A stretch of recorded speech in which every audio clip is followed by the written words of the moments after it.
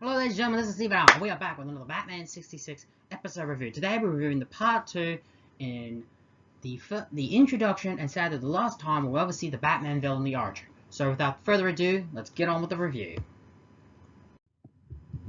We previously left the dynamic... Well, previously, the Archer is in town and is starting to, has pulled off some robberies. However, even though his full cape is not yet revealed, it is his most recent goal is to find the location of the Batcave and destroy the Batcomputer so Batman and Robin can't figure out his, ultimate caper. Batman and Robin track and, with the help of Alfred, track the Archer to his hideout, only to end up in a twisted duel where they are tied up to a pole and the Archer and his men are charging at them with essentially large swords in old school gavel things. And that's where we previously left them. We do the usual opening credits, then we go back to where we left them off. Thanks to a last minute save,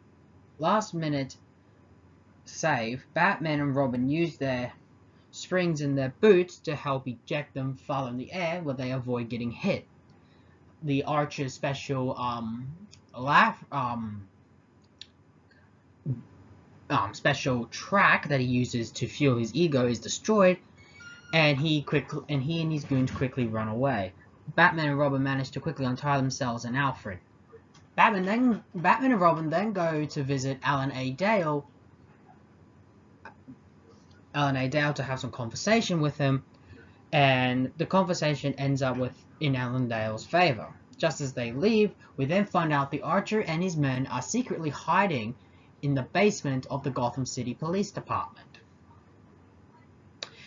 They then get a visitor. It turns out to be Alan A. Dale, who is the newest member of the Archer's gang, and the two have collaborated to steal all the money that is intended for the poor people of Gotham City. In exchange, Alan A. Dale gets a cut. We then see the next scene where a robbery is taken place. Kind of. You see, what ends up happening is the Archer and his men fire what are essentially crooked arrows. Get the pun? And cause a distraction. The Archer's female accomplice then steals the car and drives away. The two guards then follow the car, but the car is suddenly stopped. They see that it's been opened, but no money's been taken out. And with that said, Gordon would then call up Bruce Wayne to make sure that he attends the thing. Same with Batman. And just as that's happening, Bruce and Dick go down the bat poles into the Batcave. However, Bruce is not in his costume because they now need to find a way to make sure that both Bruce Wayne and Batman can be seen at the same time at this event, as they're about to give the money to the poor. Bruce then comes up with the idea for Alfred to dress up as Batman, and then the thing goes off, and we then cut to the next scene with Bruce Wayne, Commissioner Gordon, and Alan A. Dale at the ceremony with the money about to be given to the poor, with Batman and Robin on top of a building overlooking the event. It is then found out that the money is actually counterfeit. The Archer has not only stolen the money, but is given counterfeit currency. Alan A. Dale then leaves, saying that he has to get out of here, as this could mean his job, blah blah blah. And of course, the whole thing, is a tremendous coup by the Archer. He's managed to steal all this money and given the counterfeit, which explains the whole robbery at this point that happened earlier in the episode. Alfred managed to get away with pretending to be Batman thanks to the help of Bruce and Robin. Eventually, they go back to the Batcave, and it doesn't take long for everyone to figure out that Alan A. Dale must be involved with the Archer. However, there is a problem.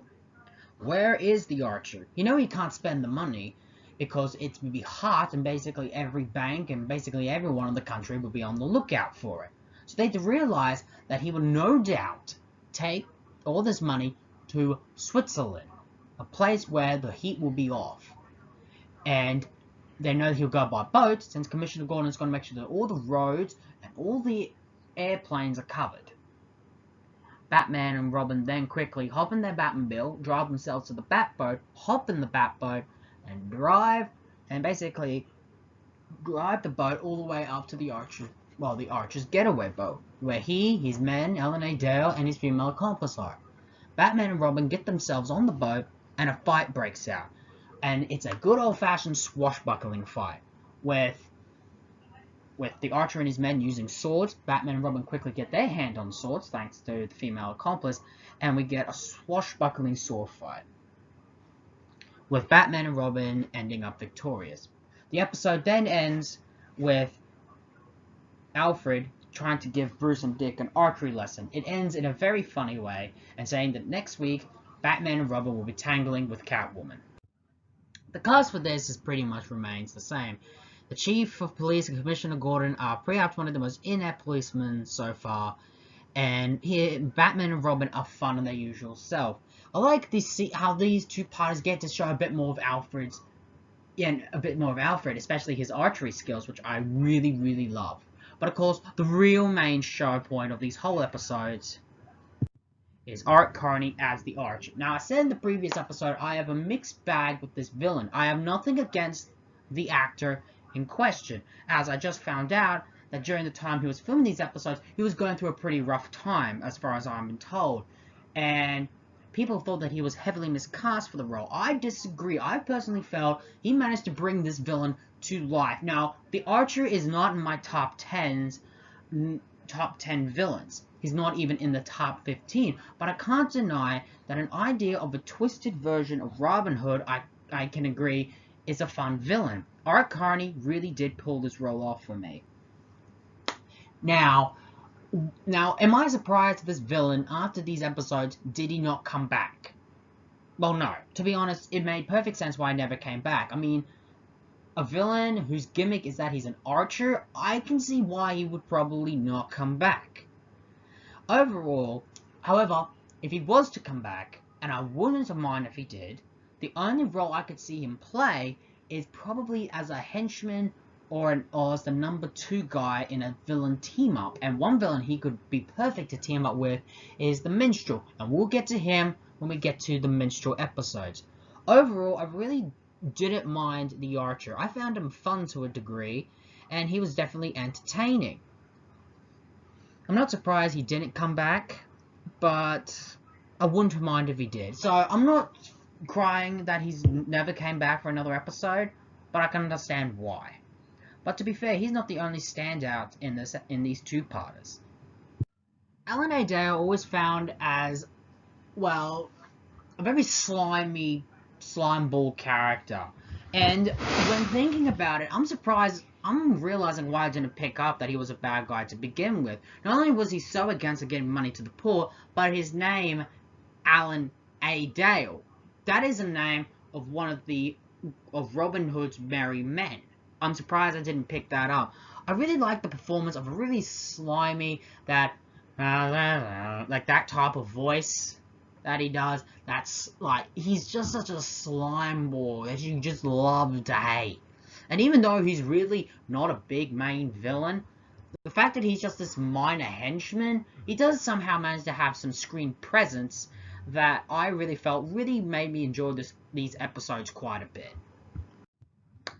Walk the Straight and Narrow for me is a really good episode. Overall, it also showed that these two-parters showed the direction this season will go in. We're going to get more goofy, we're going to get more silly, we're going to have more fun. And basically, we are just going to roll with this. Now, the first season, I admit, was serious. This helped change the tone of the series to be more lighthearted and silly. Adam West always said that the Archer was a weak villain. I can't disagree and say that he's a good villain, but I can't agree. He may have been a bit weak to start off the season. Overall, I'm always going to have a mixed bag with these episodes. I enjoy them, but at the same time, I felt there should have been more. Overall, Walk the Straight and Narrow is a good, solid ending to this two-parter. And there we have it. That was the review of Walk the Straight and Narrow, and this will be the first and last, and these two-parters will be the first and last time we would ever see of the Archer. Join us next time as we review Julie Newmar coming back in the role of Catwoman in well, what do I think of those episodes? Well, you have to wait and see. Anyway, this has been the Steven Hour, so tune in next time, the same Steven time, the same Steven channel, and ladies and gentlemen, so long for now.